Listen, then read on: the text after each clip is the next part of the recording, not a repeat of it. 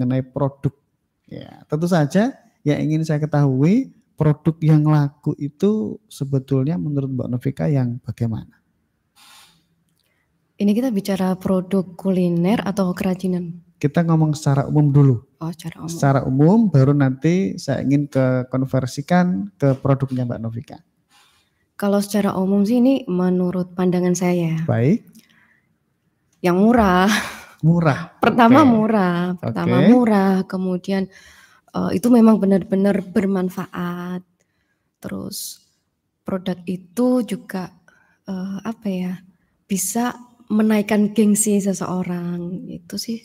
Oke. 3 itu. Yang pertama produknya yang mau dibuat harus yang murah. Murah. Kemudian yang bermanfaat dan bisa merupakan prestis jika produk itu dipakai. Ini mungkin yang juga diterapkan oleh Mbak Novika dalam membuat produk. Iya. Rumusan ini. Iya. Misalnya produk yang apa Mbak Novika? Yang terakhir ini nasi kebuli itu ya. Walaupun dengan harga yang sangat terjangkau, itu terasa keren gitu makan nasi kebuli Jawa. Efektif. Lalu apa maksudnya Mbak Novika bikin banyak tutorial, terus kemudian bikin banyak tips di channel YouTube-nya? Boleh dibagi Mbak Novika, diinformasikan channel YouTube-nya apa saja? Itu kan begini, inspirasinya ya ketika pandemi juga sih sebenarnya. Oke, baik. Jadi saya bersyukur sama yang namanya corona memberikan banyak. Jadi mau lanjut ini pandeminya? Memberikan banyak inspirasi maksudnya. Jadi ketika itu kan gabut banget. Ini ngapain ketika saya nasi kebuli kan sudah ada orang yang masak gitu kan ya. Jadi saya agak pengangguran gitu loh waktu itu. Banyak waktu. Itu dong Mbak, saya lebih nganggur soalnya.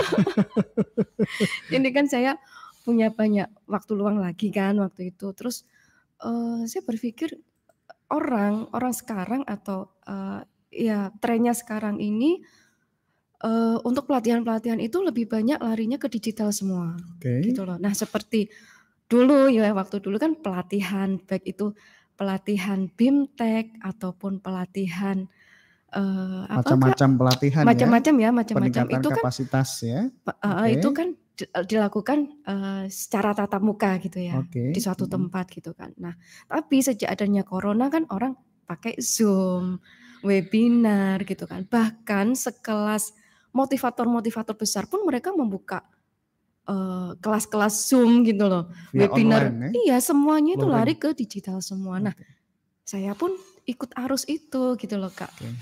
Tadi selain harus murah, nah ini untuk di Bojonegoro sendiri apakah ini faktor utama ini produk akan digemari? Harga. Betul. Kalau saya melihat masyarakat di sini itu ya, walaupun kota juga itu selalu mereka memilih harga yang lebih murah. Ya contohnya sekarang aja minyak lah ya yang lagi tren gitu kan. Selisih kadang 2000 selisihnya berapa ya? 14 ke 18, 4.000 ya? 4.000. Saya sampai berburu kemana-mana tuh Mbak Novi. Nah, ya kan akhirnya kan berburu kan. Nah, itu contoh realnya aja. Makanan juga seperti itu Kak sebenarnya. Jadi ketika kita membuat sebuah produk baru gitu ya, jebret dengan harga yang murah, orang akan berduyun-duyun ke sana. Paling tidak mereka itu ingin mengobati rasa penasarannya. Itu yang pertama. Tapi kalau sudah mereka merasakan rasanya, oh ternyata iya yo enak yo, sudah murah enak. Nah, itu mereka akan menjadi pelanggan setia. Oke, ini luar biasa. Boleh bercerita Mbak Novika? Tahun 2018 ketemu dengan Kang Emil, Ridwan Emil ya, Gubernur Jawa Barat yang merupakan legend juga di industri kreatif. Nah, dia juga sempat bilang pada kita selaku pelaku usaha kreatif di Bojonegoro bahwasanya kebahagiaan seorang itu ukurannya seberapa besar dia berbagi katanya. Saya mengamini itu dan sangat powerful ketika Kang Emil yang menyampaikan. Ukuran happy bagi kita adalah seberapa besar kita mau berbagi. Nah, saya juga menjumpai itu di Mbak Novika dan ternyata mungkin salah satu rumusan supaya pelaku ekonomi kreatif ini survive ya mungkin berbagi ya Mbak Novika. Iya, komentarnya Mbak Novika kaitannya dengan kata Kang Emil ini bagaimana? Sangat setuju. Iya betul. Jadi begini ya, orang kebahagiaan orang itu memang datangnya bermacam-macam, dan saya setuju dengan apa yang beliau katakan bahwasanya ketika kita berbagi dan orang itu mengapresiasi kan, itu sebagai sebuah bentuk apresiasi loh kalau menurut saya. Jadi ada bahkan sampai sekarang ini ya kayak ada salah satu peserta dulu yang pernah ikut pelatihan saya itu sampai sekarang tetap komunikasi sama saya, bilang, Bu Novi ini gimana ya Bu kalau saya buat seperti ini? Tetap seperti ya Allah, itu rasanya saya sangat-sangat seneng gitu loh, dalam artian betul. Dan walaupun kadang saya sampai kayak tutorial kemarin kan terakhir saya memberi materi BIMTEK itu di Ngawi. Nganjuk salah, maaf. Di Nganjuk ya, bulan Februari ya kalau nggak salah. Awal Februari kalau nggak salah, atau akhir Januari. Nah, itu bukan salah satu sih, salah 5 atau kalau salah 10 gitu orang. Itu masih intens juga WA ke saya, Bu ini bagaimana caranya, kan waktu itu saya memberikan materi tentang digital marketing. Nah, mereka ini masih bingung gitu loh, cara memasukkan gambar sebagai katalog di WA itu seperti apa. Saya fotokan, saya screenshot, saya kirimkan ke mereka. Kenapa? Saya juga senang ketika mereka sampai sekarang pun mereka itu masih bertanya jawab sama saya. Berarti kan menganggap saya ini sebagai orang yang bisa membantu kesulitan mereka gitu loh. Dan ilmunya Mbak Novi kira-kira bisa sampai ke mereka, diterapkan, nah jadi ladang pahala dan jariah lagi buat Mbak Novi. Ini moga-moga bisa berlanjut ya, bisa menjadi gelombang keberkahan untuk hidup kita semuanya, diantaranya adalah dengan senantiasa berbagi. Karena berbagi tidak hanya materi, tapi juga ilmu dan juga inspirasi. Terima kasih Mbak Novi, ini luar biasa, nangis-nangisnya kembali ditahan dulu. Tadi menyampaikan sempat nangis-nangis ya. Ketika awal-awal bisnis, kemudian bahkan sempat ke luar Jawa katanya Mbak Novi. Iya. Itu dalam rangka apa? Jadi pernah itu Kak waktu sebelum pandemi, sekitar berarti 2018, enggak 2019 lah. 2019 awal ya kalau nggak salah. Nah, itu sempat saya ingin aja sih, maksudnya melihat kekayaan alam Indonesia itu di tempat lain gitu loh. Siapa tahu dari situ saya juga memperoleh inspirasi, kemudian saya bisa mengembangkan juga kreativitas saya di situ. Baik. Jadi salah satu inspirasi itu. Nah, Mbak Novi, konten terakhir yang dibuat di YouTube apa? Ini kalau tahu. Saya ada 3 channel sekaligus ya. Jadi yang pertama itu tentang kerajinan, saya kasih nama Novika DIY. Nek basa Jawane Novika DIY. Jadi DIY itu bukan daerah istimewa Yogyakarta, tapi singkatannya apa sih? Itu sebuah singkatan bahasa Inggris di mana secara bahasa Indonesia itu adalah swakriya.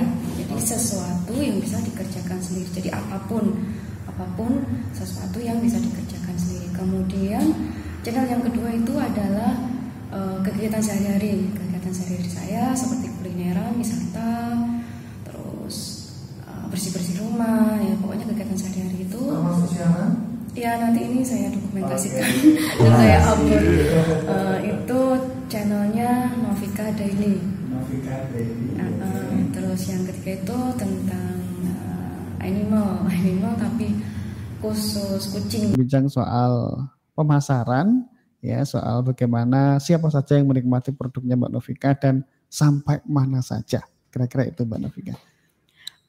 Jadi untuk pemasaran sendiri dari dulu saya itu selalu menggunakan kekuatan online. Jadi selalu saya pasarkan melalui online. Entah itu di Facebook, entah itu di Instagram, kemudian saya dulu pernah juga punya website yang khusus untuk tongkat Prekraf. Jadi saya sering ke sana loh Mbak Novika. Iya. Kalau ada yang tanya, Mas, golek souvenir dong di, oh ini seperti itu biasanya. Iya. Kelebihan dunia digital memang seperti itu ya. Jadi dari kekuatan digital itu saya banyak customer bahkan dari luar pulau. Jadi sering kirim-kirim ke Balikpapan, ke Sumatera, ke Sulawesi itu sering dulu. Nah, karena ini sebuah perbandingan juga ya. Kalau kita pakai website dengan kita pakai media sosial lain seperti YouTube gitu ya. Kekurangannya di website itu adalah berbayar.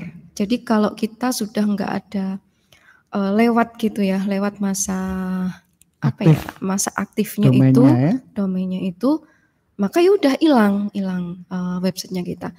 Nah itu yang terjadi pada saya sekarang. Jadi waktu itu karena saya nggak diingatkan oleh pihak penyedia layanan itu, biasanya saya diingatkan, Mbak Novika ini nggak diperpanjang. Oh iya Kak, saya perpanjang. Nah waktu itu nggak diperpanjang dan karena memang saya udah agak down kan waktu itu karena pandemi. Nah nggak begitu saya urusi, akhirnya ya udah masa aktifnya lewat. Dan saya tidak punya niat lagi untuk memperpanjang gitu. Jadi the end lah website. Lalu siapa yang dapat kalangannya siapa saja? Kalangannya sesuai dengan target market kita, anak-anak muda, kemudian orang-orang yang punya hajatan. Jadi entah itu keluarga, entah itu kantor, seperti itu. Kalau ada pejabat terdekat juga yang ambil produknya Mbak Novika? Banyak ya, kalau dari dulu dinas juga untuk kegiatan mereka semacam kayak seminar itu goodie bag. Terus goodie bag itu macam-macam, dari kain, dari itu namanya kertas, paper bag, terus kemudian ada juga yang minta parcel untuk tamu undangan dari luar kota. Nah, seperti itu. Baik. Ini untuk produk crafternya. Lalu untuk kebuli Jawanya, Mbak Novika? Kebuli Jawa sendiri alhamdulillah banyak juga ya, seperti RSU. Sosodoro Jatikusumo, kemudian Aisyah ini juga, terus tapi personal ya, bukan dari instansinya. Jadi mereka untuk acara, nggak tahu ya, mungkin ulang tahun gitu ya, soalnya pastinya itu lumayan banyak, 30-40 gitu. Kebetulan saya dapatnya memang dari teman RSUD Mbak. Oh iya.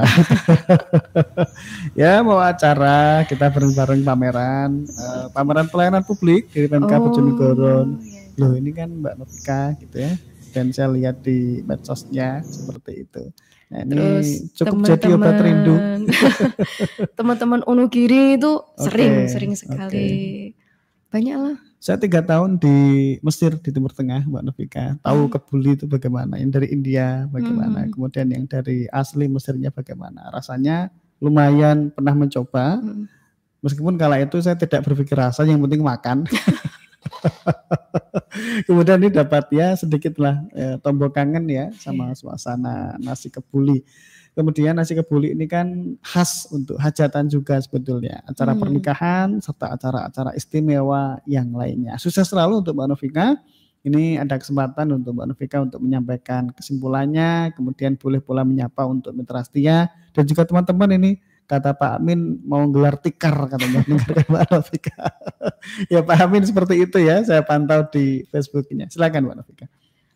Ya jadi sebenarnya gini ya, kita sama-sama belajar gitu ya. Sampai sekarang pun saya masih tetap bersemangat untuk belajar, memotivasi diri saya sendiri bahwasanya setiap usaha, untuk bagi semua yang mau menjalankan usaha itu yang penting sesuai dengan acara ini optimis. Gitu.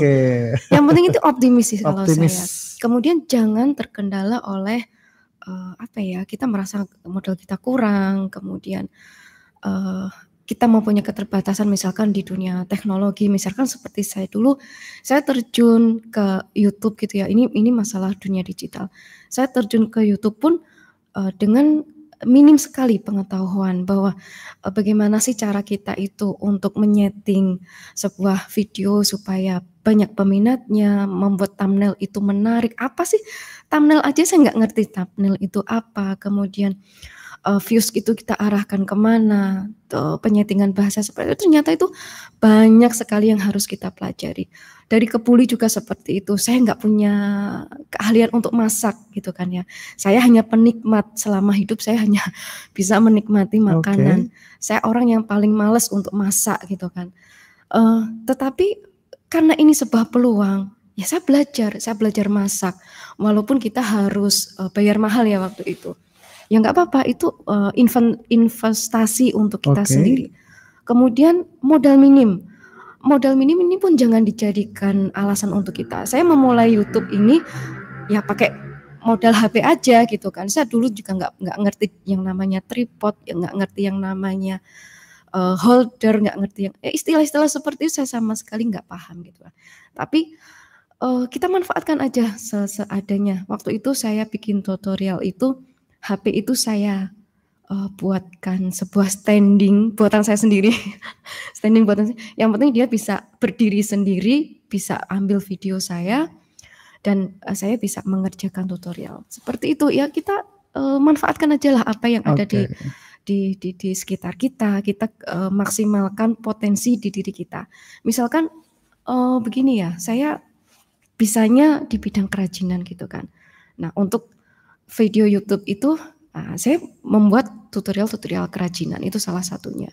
Kemudian kalau misalkan teman-teman bisanya masak, ya udah itu yang dijadikan konten untuk YouTube-nya. Jadi sebenarnya intinya ketika kita melakukan pekerjaan itu dengan ikhlas dan dengan passionnya kita ya Kak ya. Maksudnya itu benar-benar minat kita gitu ya. Kan saya minatnya lebih besar di kerajinannya. Jadi ketika saya membuat kerajinan itu senang-senang aja. Nanti misalkan kalau nggak ada yang beli atau misalkan di YouTube nanti kok kurang penontonnya gitu ya, kita tetap senang gitu loh. Kita tidak akan mudah menyerah kalau itu datang dari hati kita. Ini jika ada kesempatan ini untuk kembali membagi informasi, kontak dan juga channel YouTube-nya. Yang mau menikmati produknya Mbak Novika kira-kira harus kemana? Kalau untuk kontak person itu saya kontaknya itu kontak umum ya, bukan kontak pribadi. Jadi bisa dicatat 0821 431 86 427. Itu untuk Neka Official. Jadi Neka Official itu menaungi, istilahnya itu manajemennya Kak. Itu menaungi kerajinan, kemudian menaungi channel-channel YouTube saya. Jadi sekali lagi channel YouTube saya ada 3, Novika DIY, kemudian Novika Daily, dan Kucing Nonicat. Kemudian media sosial saya nanti bisa juga berteman dengan saya di Facebook, Facebooknya Novika gitu aja akunnya. Kalau di Instagram saya juga ada banyak Instagram. Jadi untuk pribadi ada Novika Daily, untuk yang kerajinan itu ada Novika DIY. Jadi yang dulu Pericraft itu sudah saya ganti menjadi Novika DIY. Terima kasih Mbak Novika atas kehadirannya dan sama-sama. Masih segera menemani malam ini untuk mendokumentasikan film kita. Tentu saja semoga tidak hanya kali ini ketika menemani kita belajar.